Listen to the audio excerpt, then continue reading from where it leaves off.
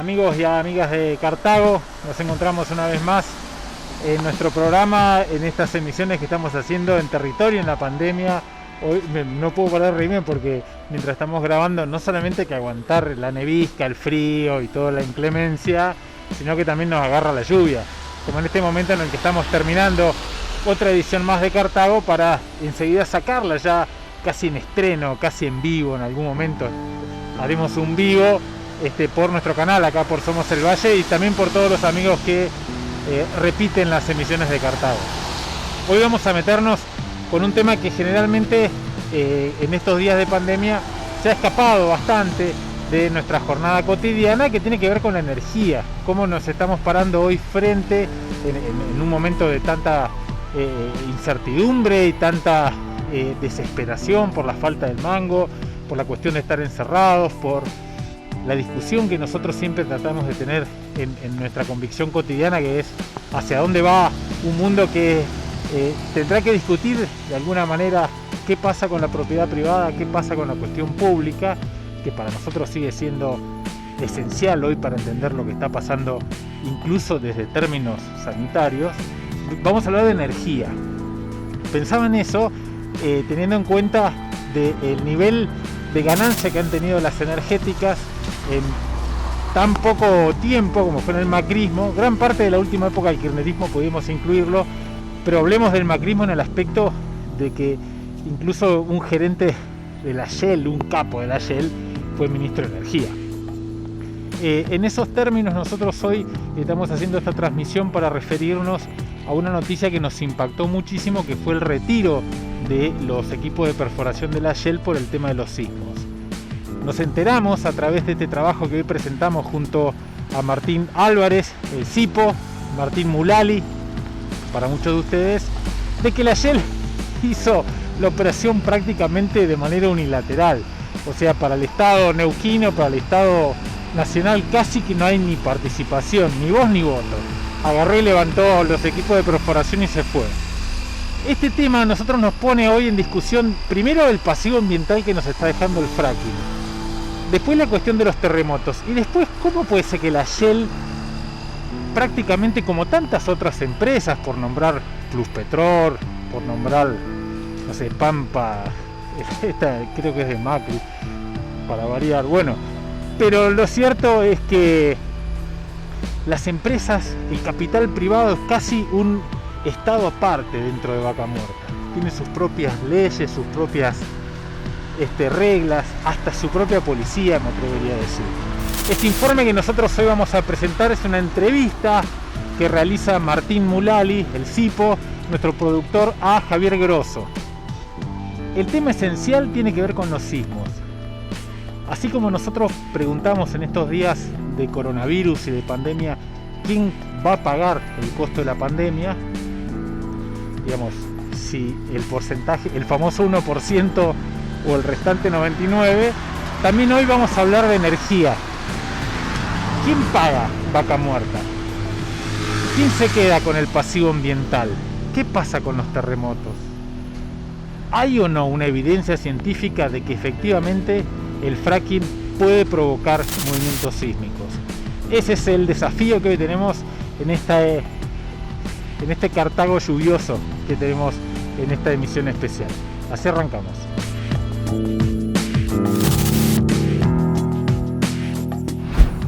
Hablar de la historia de la sismicidad en Vaca Muerta es una historia relativamente reciente, al menos la parte documentada y registrada. Estamos hablando de, cuando definimos Vaca Muerta, principalmente estamos hablando de la provincia de Neuquén, aunque Vaca Muerta también ocupa partes del territorio rionegrino y mendocino. Y los sismos han aparecido, se han colado en la agenda porque de la no existencia previa, al menos en los relatos de los pobladores, sobre todo de Sausal Bonito y los alrededores de Añelo, hace algunos años se transformó en una cotidianeidad. Los sismos, no hay registro de sismos. El primer sismo registrado para la zona por el Instituto Nacional de Prevención Sísmica es allá por noviembre del 2018. Y a partir de ese momento, tanto INPRES como y principalmente una organización chilena, Red Geocientífica Chile, empiezan a registrar gran cantidad de sismos, superando en este momento, digamos en este tramo de los últimos 5 años, ya superando los 200 sismos, en un área que no dista de un radio mayor a 40 kilómetros. Es decir, concentrados en esos 40 kilómetros tendríamos más de 200 sismos. Javier Grosso, docente e investigador del Departamento de Geografía, Facultad de Humanidades de la Universidad Nacional del Comahue. La particularidad del caso, cuando empieza a alertarse a la población y principalmente los pobladores de Sausal Bonito, que es una de las localidades que más lo sintió, allá por fines del 2018 y comienzo del 2019 se da un momento muy intenso y ellos cuando lo manifestaban indicaban que previamente en la historia, en el relato familiar, no habían sismos y de repente aparecieron con todo.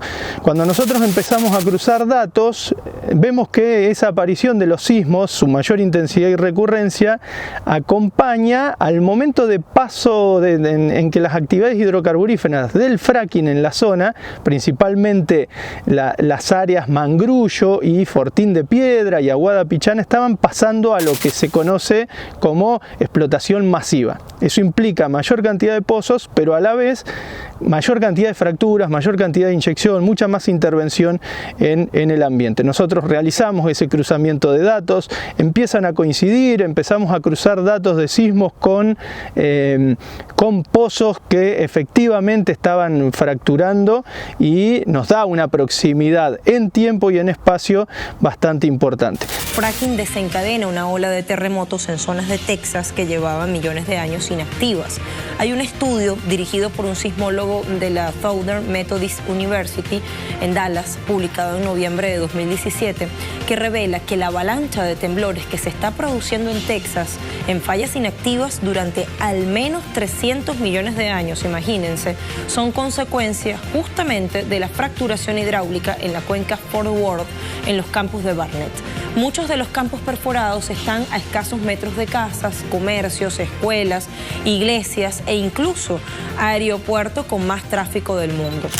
Esa coincidencia espacio-temporal es muy notoria porque, por ejemplo, para el caso del área cercana a Sausal Bonito, en Rincón del Mangrullo y Fortín de Piedra, fracturan muchos, tienen muchas etapas, en varios pozos tienen muchas etapas de fractura y la cantidad de sismos que se dan entre diciembre de 2018, enero de 2019 y febrero 2019 es muy importante. Y si se quiere, el episodio sísmico más importante de ese primer tramo del año es el que se da el 7 de marzo, 6 o 7 de marzo, ahora no lo recuerdo precisamente, en cercanías al lago Marimenuco. A escasos kilómetros se muestran los epicentros. Entonces, bien, cuando nosotros seguimos con eso fue muy dificultoso, sobre todo obtener la información, porque cuando la pedíamos a INPRES, que es el organismo oficial encargado de registrar esa información en todo el país, nos la negaban, por escrito por supuesto, diciendo que había un acuerdo de confidencialidad con la Subsecretaría de Energía, Minería e Hidrocarburos de Neuquén. No la negaban, la Secretaría tampoco, pero cuando pedíamos los datos independientemente también siempre se resguardaban en eso, y cuando intentábamos avanzar en los informes nos decían que ya había personal investigando, que ese acuerdo comprometía una investigación, que de hecho nombraban hasta el CONICET, aunque nunca nadie se presentó como investigador de CONICET sobre el tema.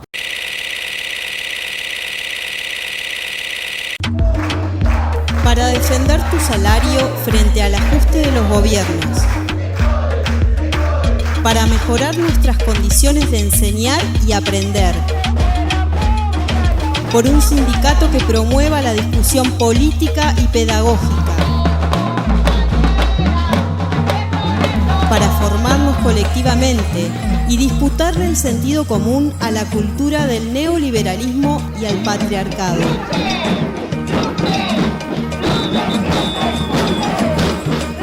Te invitamos a ser parte. Afiliate. Aten Capital. en las aulas y en las calles, nuestros lugares de lucha.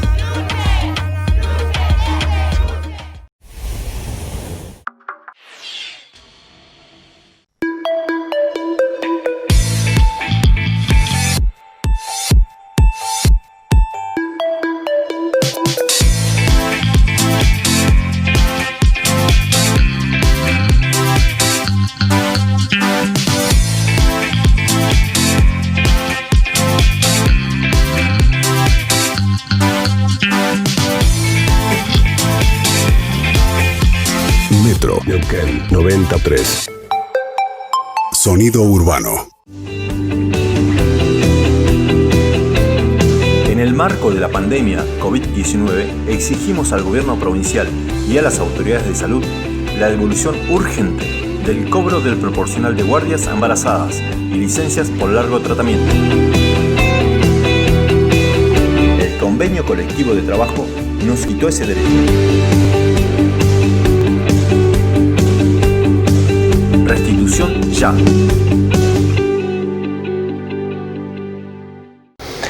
Cada vez que se planteaba en la opinión pública, en los medios, de hecho hoy en la actualidad se lo sigue refiriendo así, hablaban de que para tener certezas sobre posibles relaciones había que tener instalada una red de 26 sismógrafos. Esos 26 sismógrafos nunca se instalaron. De hecho, desde el verano de 2019 están instalados el de Añelo y el de Sausal y nunca más se instaló ninguno. No se instaló ni en el resto del año y siempre dicen que vamos a tener una información seria, certera, confiable cuando estén esos 26.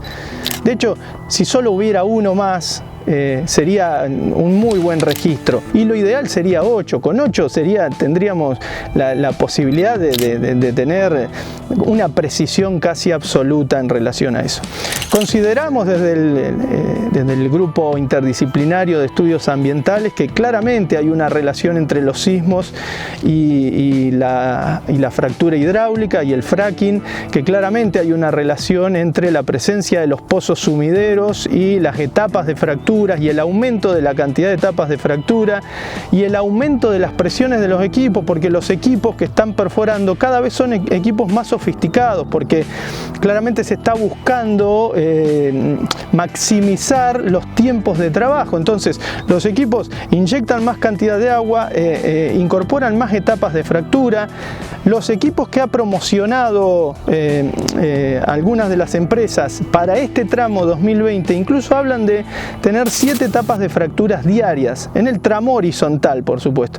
Entonces, lo que nosotros estamos analizando es que está clara la relación, estamos buscando poderla transformar en datos publicados, pero estamos haciendo un recorrido serio, no queremos publicar información sin tener por lo menos una base científica y una base sólida.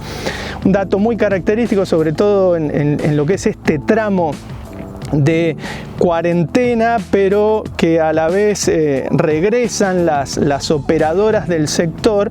El dato característico es que durante un tramo de la cuarentena todas las operaciones se detienen. Llega a haber en el mes de marzo 0 etapas de fractura. Marzo o abril hay muy pocas etapas de fractura. Y esas etapas de fractura nosotros las cotejamos con la cantidad de sismos registrados y nos encontramos con que el 16 de febrero ocurre un sismo al norte de Añelo y recién el próximo sismo registrado tanto por Red Geo como por Impress recién va a ocurrir el 4 de abril. El 4 de abril, luego el 9 de abril, de ahí va a saltar al 13 de mayo y el 13 de mayo particularmente se da algo que nosotros entendemos que tiene mucha implicancia en el complejo territorial, que es que finalmente se acuerda el barril criollo. Esta coincidencia del regreso o de acordar el barril criollo y la vuelta a las actividades se ve reflejada en el subsuelo cuando a partir de empieza a temblar ya más intenso el 25, 26 de mayo, pero en la semana del 1 al 6 de junio hay registrados, según INPRES, 16 sismos y según Red Geo Chile son 20 sismos. La particularidad de este registro y de esta semana es que no hay un precedente en los registros de INPRES para el área en el cual en una seguidilla consecutiva de 6 días se hayan manifestado eventos sísmicos mayores a 2,5 grados en escala Richter. Y otra cosa que no tiene antecedentes es que hay 2 sismos de mayor intensidad a 4,2 en esos 6 días. El sábado 6 de junio la empresa Shell anuncia que va a detener sus operaciones por precaución. El anuncio no tiene mucha información, pero ¿qué ocurre? De una semana en la que vienen temblando 20 sismos en 6 días, el último sismo es el sábado 6 de junio a las 5 de la mañana y hasta el lunes, 48 horas después, hasta el lunes a las 5 de la mañana, no hay registro sísmico ni de Red Geo ni del INPRES. Hay ese lunes 2 registros sísmicos que están muy próximos a un pad de pozos que la empresa Shell está trabajando, que así han anunciado en distintos medios que están trabajando en el área bajada de Añelo. Por supuesto nos llama mucho la atención que una compañía multinacional detenga sus operaciones. Ellos aducen una cuestión protocolar y de seguridad porque sintieron el sismo, pero detenga sus operaciones sin que el Estado se los haya pedido, sin que el Estado se los haya exigido. Por lo tanto, creemos que puede que haya ocurrido algún evento ambiental o hayan ellos pensado que podía llegar a ocurrir. Para nosotros Añelo es muy importante, es realmente una ciudad que tiene mucho que ver con nuestro futuro, pero lo que es más importante es apostar por el desarrollo sostenido de Añelo. Nuestro principal foco está relacionado con un acuerdo tripartito entre el Ministerio de Educación de la provincia, con obviamente el municipio de Añelo, Fundación y un consorcio de empresas que va a estar apoyando y dando soporte a toda la planificación que se haga con el centro, con una mirada de industria y de diversificación. Detiene sus operaciones en Bajada de Añelo, las suspende y durante 48 horas no hay sismos. Todos los sismos de podríamos llamarlo enjambre sísmico o esta seguidilla de sismos desde el 1 de junio al 6 de junio, todos esos sismos, sea Red Geo Chile o sea INPRES, no los localizan a mayor distancia que en un radio de 15 kilómetros alrededor de estos pozos. Con lo cual suponemos y creemos que es importante que algún organismo del Estado planteara alguna investigación o al menos tener mayores certezas. No olvidemos que Vaca Muerta, la zona que en promedio más tiembla en todos estos 5 años, está muy cercana al complejo Cerros Colorados. El complejo Cerros Colorados es una obra que desvía el curso del río Neuquén y lo introduce al lago Los Barriales y de ahí al mar Imenuco, y tiene un complejo de generaciones en Planicie Banderita y en la central Loma de la Lata. Tiene un complejo de generación hidroeléctrica, pero bueno, es importante resaltar que esto está ocurriendo en una zona muy cercana a una infraestructura que no ha sido pensada, no ha sido planificada para una zona sísmica. INPRES tiene predeterminado la sectorización de las zonas definidas como de sismicidad baja, nula o moderada. Cuando le hemos planteado a INPRES si de alguna manera estaban pensando en modificar esa zonificación, siempre dijeron que no, que estos sismos no indicaban esa necesidad. Nosotros seguimos planteando la duda, sobre todo la duda frente a eventos sísmicos que están registrados, que son cada vez más intensos, que se ha demostrado que son intensos, y nuestra inquietud es qué pasa con la infraestructura preexistente, no solo la infraestructura civil, sino también la infraestructura de los pozos que no fueron encamisados para una zona sísmica. Insistimos con esto, hay una gran cantidad de pozos sumideros en el área. En los próximos años, como lo dijo el gobernador, nuestra producción va a llegar a 40.000 barriles por día de petróleo y vamos a seguir trabajando, si todo funciona bien, hasta llegar a los 70.000 barriles de petróleo por día. Etapa de desarrollo masivo. Actualmente están produciendo 12.000 barriles día de petróleo y con esta decisión, con la cual habrán de invertir más de $3.000 millones en los próximos 5 años. Algunos son pozos convencionales reconfigurados en sumideros y otros son pozos perforados para hacer sumideros. Los sumideros son una serie de pozos donde se vierte en el subsuelo, principalmente en la formación geológica Centenario, pero también en la formación Quintuco. Son estas formaciones donde se vierten todos los residuos del flowback del fracking, es decir, todo el agua de desecho que ya no puede ser ni recuperada ni incorporada al ciclo geológico.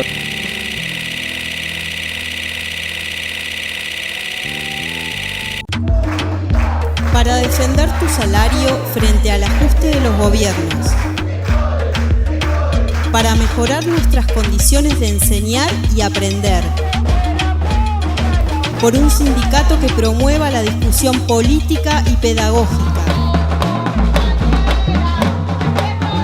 Para formarnos colectivamente y disputarle el sentido común a la cultura del neoliberalismo y al patriarcado.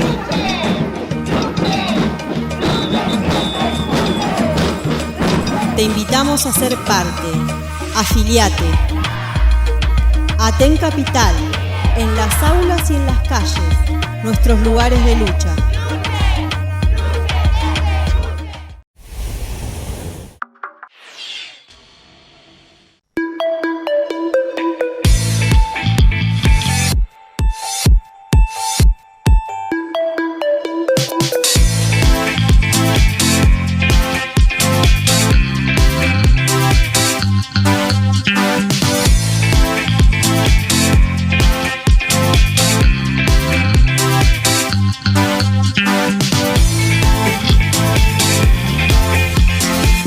Neuquén 93. Sonido urbano. ¿Qué es el cuidado colectivo en el aislamiento social? Según la OMS, el 80% de los casos de COVID-19 son leves. Si bien esta cifra no es alarmante, tenemos que tener en cuenta que el 20% restante necesitará atención médica en hospitales y un 5% de ellos precisarán cuidados en terapia intensiva. Se estima que en la Argentina, antes de la pandemia, había 160.000 camas para terapias intensivas. Sin embargo, el 90% suelen estar ocupadas por otras enfermedades. ¿Qué tiene que ver esto con el aislamiento social? Este virus es muy contagioso. Si mucha gente se enferma al mismo tiempo, el sistema de salud corre el riesgo de colapsar y no dar abasto. Así, lo que se busca es achatar la curva de contagios para poder atender a todas las personas que se enfermen. También se gana tiempo para que el Ministerio de Salud agregue camas y acondicione hospitales. El aislamiento social puede ser desde la organización, la solidaridad y el cuidado colectivo. Organízate con quienes vivas o con vecines para tareas que impliquen salir. Podés hacerle las compras o pasear al perro de aquellas personas que son consideradas población de riesgo. Comprá en pequeños negocios o a trabajadores de la economía popular, así les das una mano. Y al hacerlo, ten en cuenta que no está bueno que vos te lleves todo y que el otro se quede sin nada. Algunos sectores transitarán el aislamiento de forma comunitaria y sigan juntando el mango para comer. Si querés ayudarles, averigua qué organizaciones trabajan en territorio y contactate con ellas. Mantén el contacto con personas queridas, en especial aquellas que viven solas. Aunque a esta altura ya resulte obvio, lavate siempre las manos con agua y jabón. Cuídate y cuida al que tenés al lado. Es un mensaje de los que hacemos Barricada TV.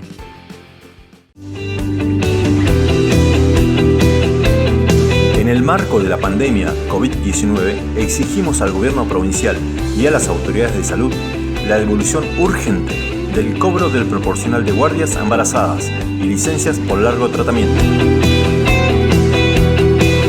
El convenio colectivo de trabajo nos quitó ese derecho. Restitución ya. Nosotros planteamos que los sumideros, nosotros, pero también la bibliografía internacional, sobre todo la bibliografía estadounidense, lo que planteamos es que hay un conjunto de elementos que interactúan en los sismos, que son los pozos sumideros, pero también las fracturas, la inyección, la cantidad de arena y líquidos. Los pozos sumideros, para tener una idea, nosotros tenemos registrados los datos de todos porque son datos que se han publicado, aunque no fácilmente analizables, pero que se han publicado. Algunos pozos, sobre todo unos sumideros de la compañía Tecpetrol en Fortín de Piedra, han llegado a inyectar en el subsuelo 50.000 metros cúbicos mensuales. Un camión cisterna de transporte de combustible tiene entre 30 y 35 metros cúbicos. Es decir, toda esa cantidad de residuos se inyectan al subsuelo y bueno, consideramos que que eso tiene algo que ver con toda esta serie de movimientos sísmicos y bueno, partiendo sobre todo de la idea de la inexistencia previa de los sismos. Nuestro grupo de investigación, constituido hace no mucho tiempo, pero buscando interdisciplinariamente analizar estos procesos, bueno, cuenta con alguna información, procesamiento de datos, sobre todo de bases estadísticas, pero la dificultad de acceso a la información pública es importante. Los registros llegan tarde, los registros, si bien en la misma página de la Secretaría de Energía se plantean como de carga diaria. Por ejemplo, nosotros utilizamos los registros de fracturas en los pozos de la Secretaría de Energía y no están siendo actualizados en los últimos 2 meses, por lo tanto solo tenemos datos de pozos fracturados hasta la primera semana de febrero y todos esos datos ayudaría. Nosotros consideramos muy importante el acceso a esos datos porque los eventos sísmicos que de este año 2020, sobre todo los de junio, vienen acompañando un recorrido que a fines del año 2019 hasta diciembre del año 2019 no temblaba al norte-noroeste de Añelo. Las operaciones de fractura empezaron a partir de diciembre al norte de Añelo y los sismos se trasladaron al norte de Añelo, dejando de temblar los alrededores de Sausal, donde está Pampa Energía, donde está YPF, donde está Tecpetrol, donde está Techín, digamos, en el sector cercano a Sausal Bonito.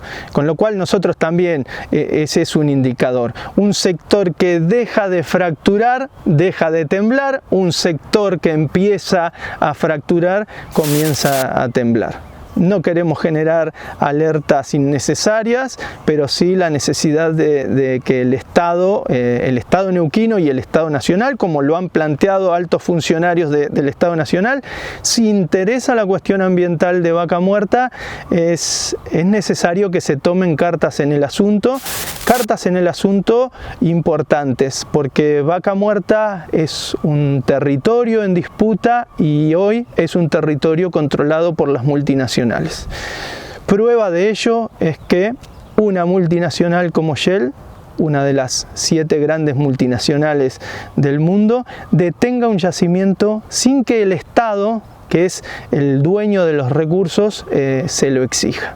En esta mitad de la entrevista que tenemos junto a Javier Grosso, que realizó Martín Mulali, que hoy nosotros estamos compartiendo en nuestro material de trabajo, en esta emisión sobre energía, pandemia, coronavirus, pasivos ambientales, terremoto, hay una parte en la cual van a ver parte de los testimonios que también habíamos trabajado en el documental sobre Sausal Bonito, un pequeño clip que hicimos junto a la colaboración increíble del Observatorio Petrolero Sur. Quiero destacar esto junto a Martín Mulali, que realizó esta nota, Martín Álvarez, junto a Fernando Cabrera y bueno, tantos otros compañeros, ni hablar, Hernán Escandizo, que están al frente de este trabajo increíble de documentación, de recurso periodístico, de visita en territorio y de organización de distintas voces comunales, que es el Observatorio Petrolero Sur.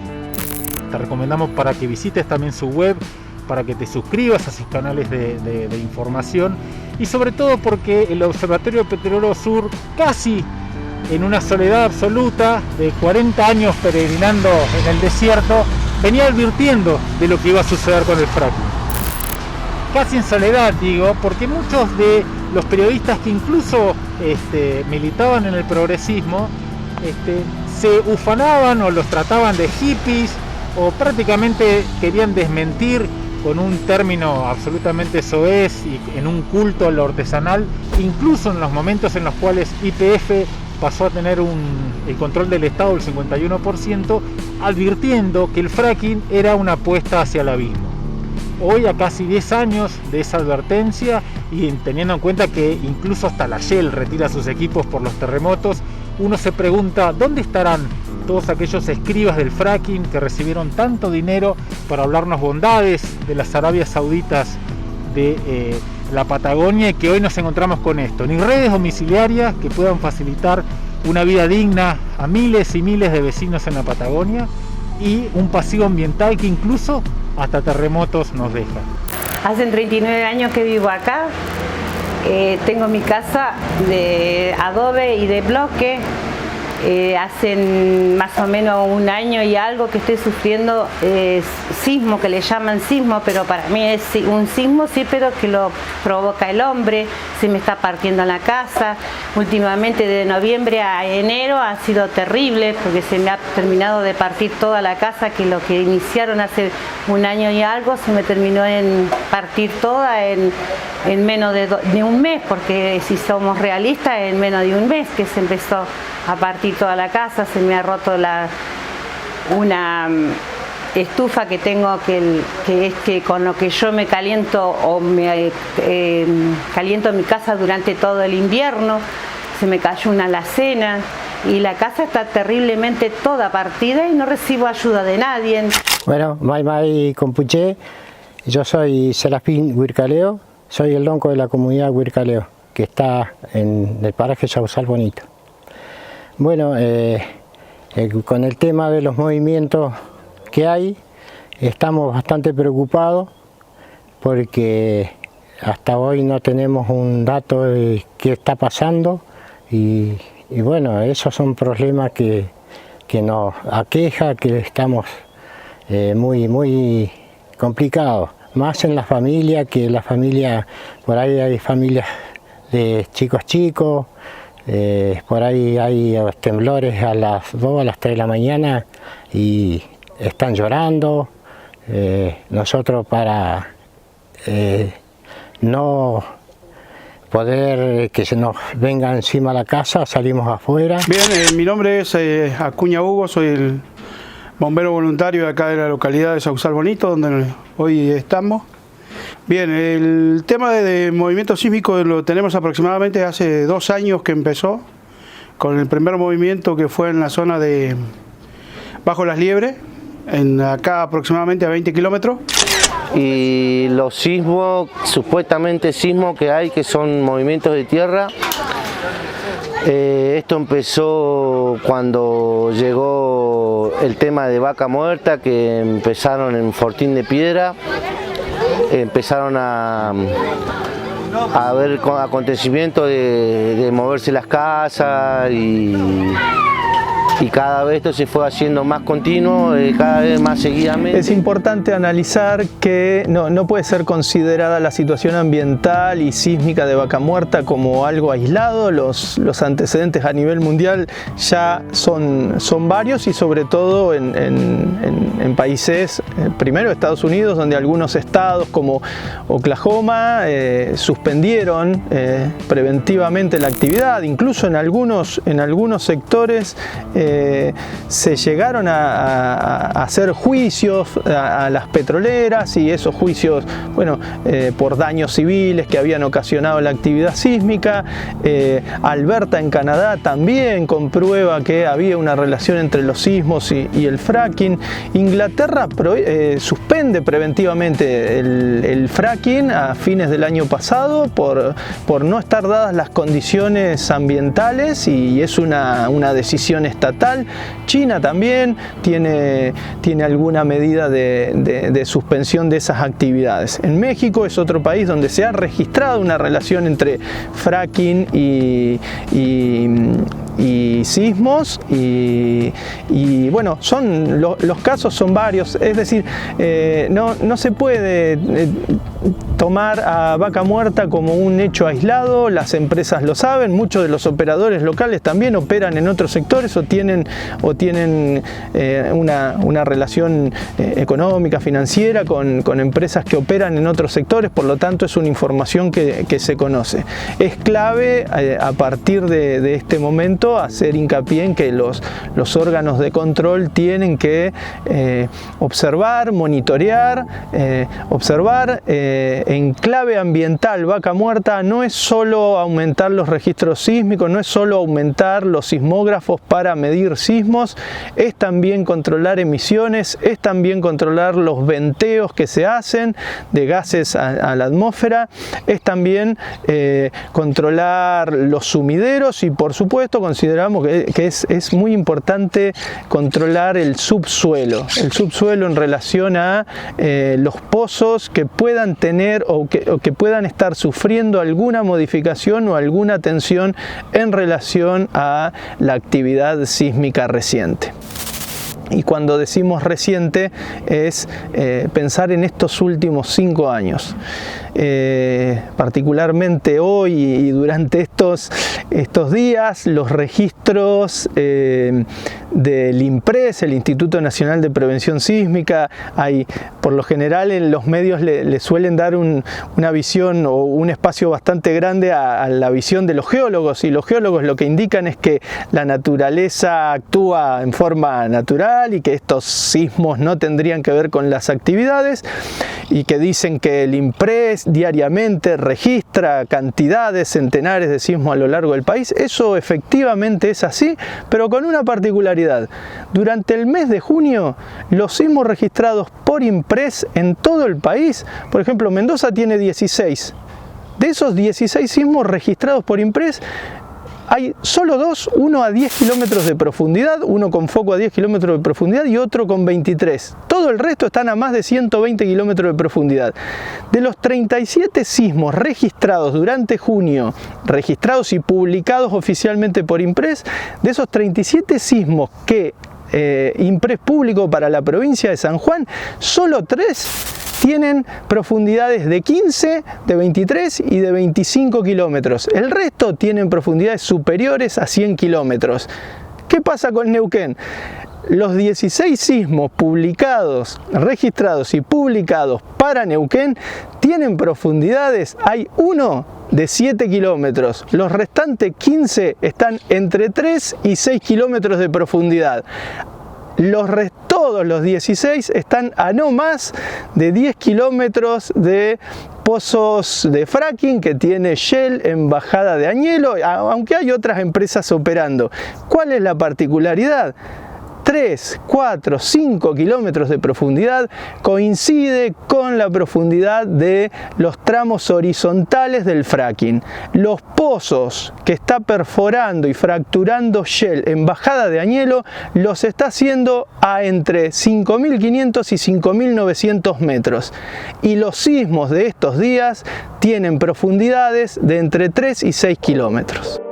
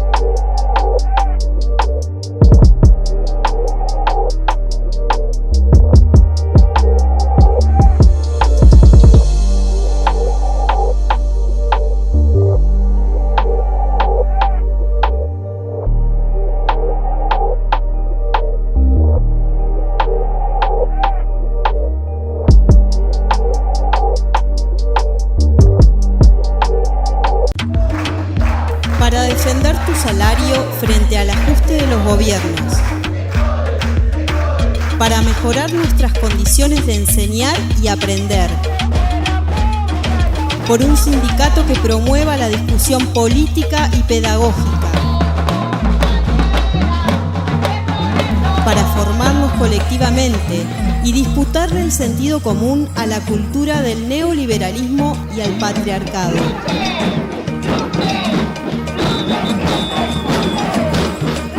Te invitamos a ser parte. Afiliate. Aten Capital, en las aulas y en las calles, nuestros lugares de lucha.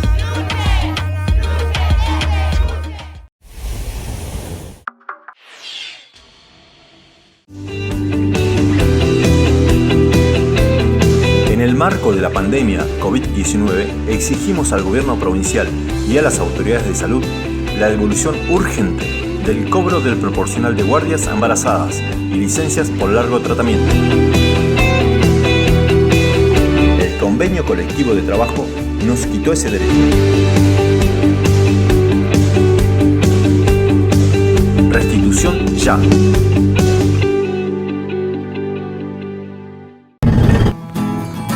Cuba Información. No me digan más mentiroso, no me digan más vago, no me digan más.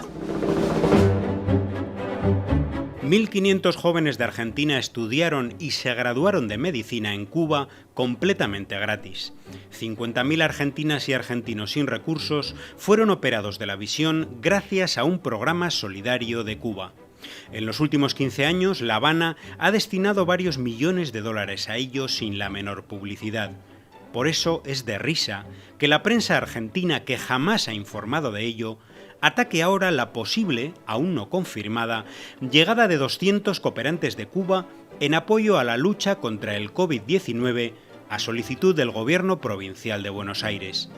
Entre montañas de desinformación hemos seleccionado y analizado un artículo titulado El disparatado plan argentino de traer médicos cubanos, publicado de manera simultánea en cabeceras de todo el continente como La Nación, El Comercio o The Miami Herald.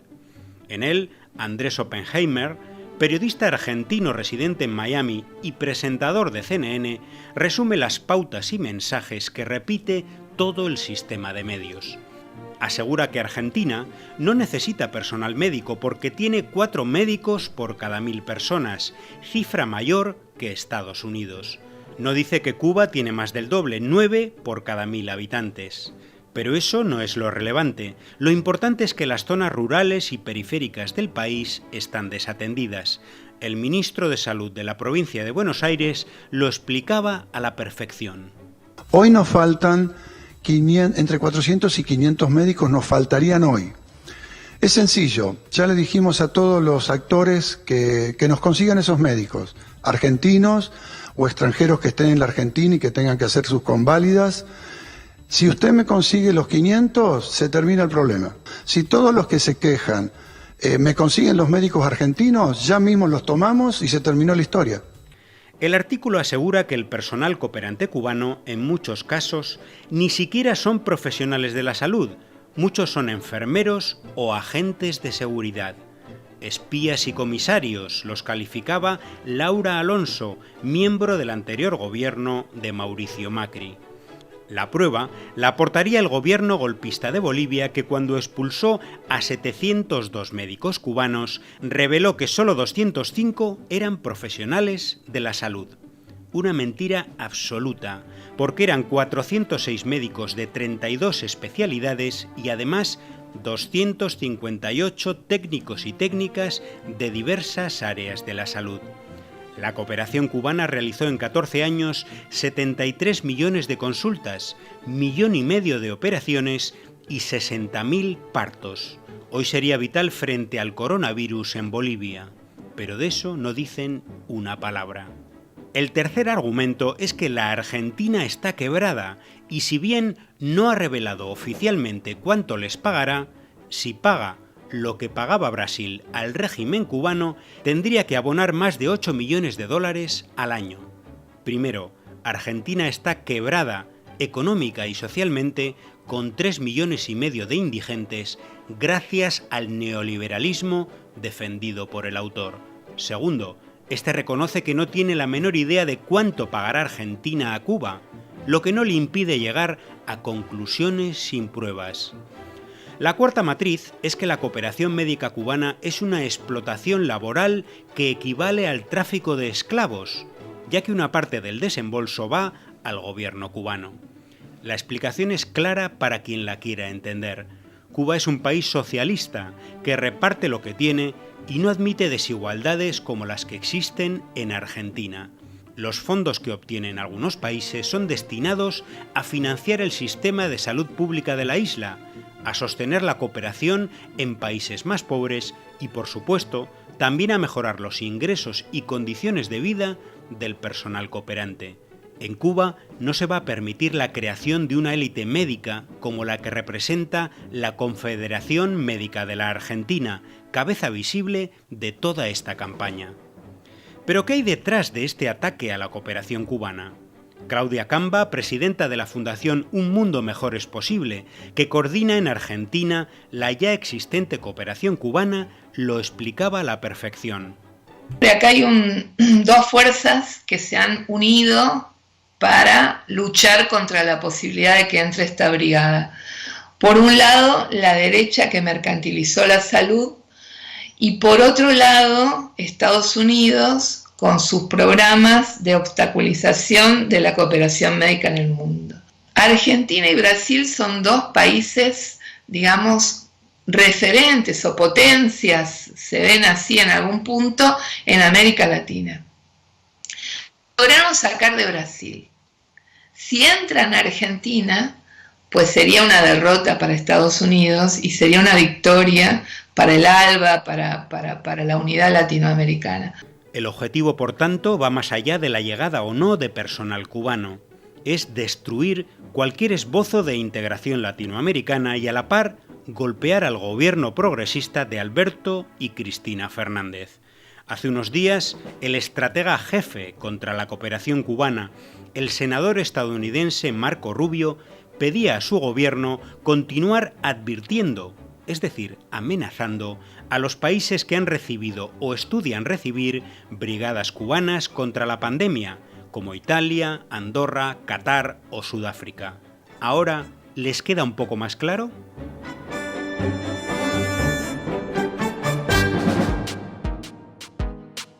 En esta parte final, amigos y amigas de Cartago, en la cual hoy hemos trabajado con una entrevista que realizó Martín Álvarez al investigador y docente Javier Grosso sobre el tema de los sismos en Vaca Muerta.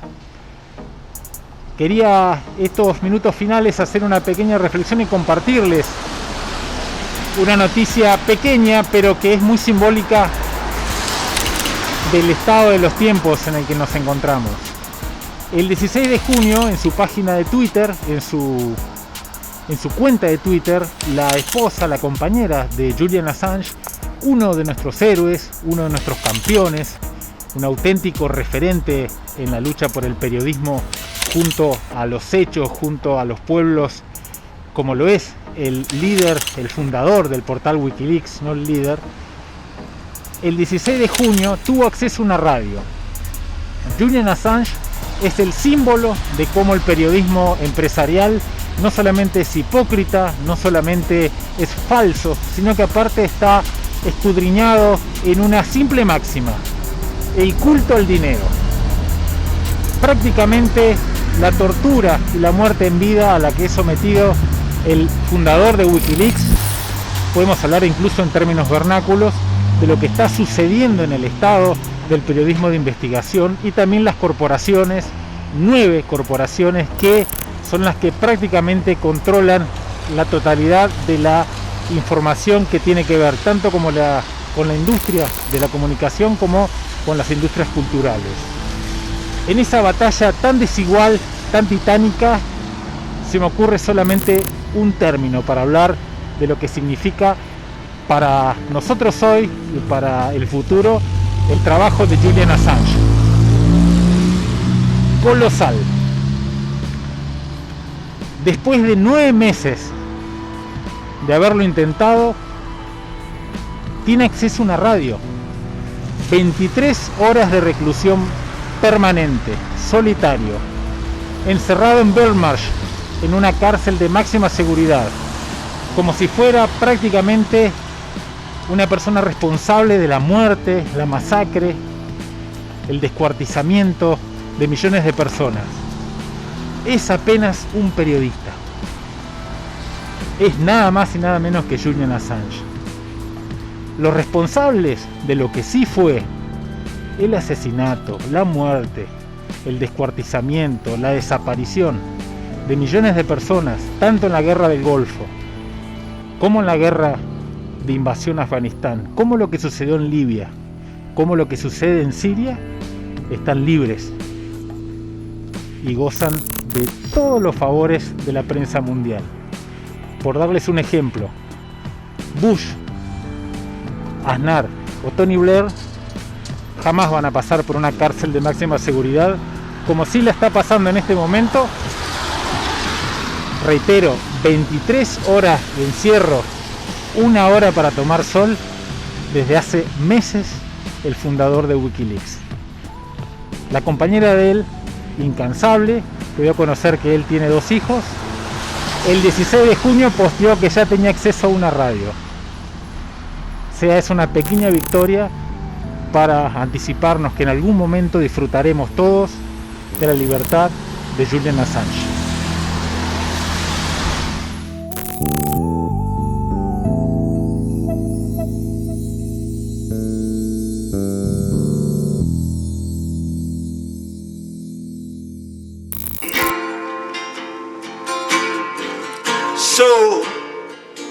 So you think you can tell heaven from hell, blue skies from pain? Can you tell a green field from a cold steel red? A smile from a veil, do you think you can tell? And did they get you to trade your heroes for ghosts, hot ashes for trees, and hot air for cool breeze, cold comfort for change? And did you exchange a walk-on part in the war for a lead role?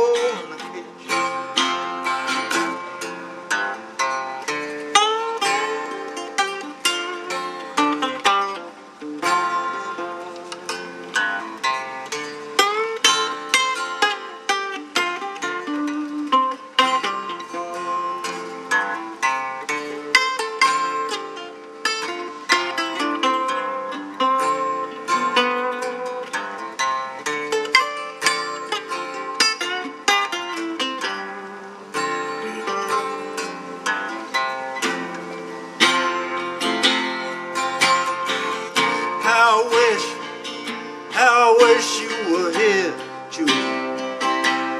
We just 2 lost souls swimming in a fishbowl, year after year, running over the same old ground. What have we found? The same old fear. And I wish that you were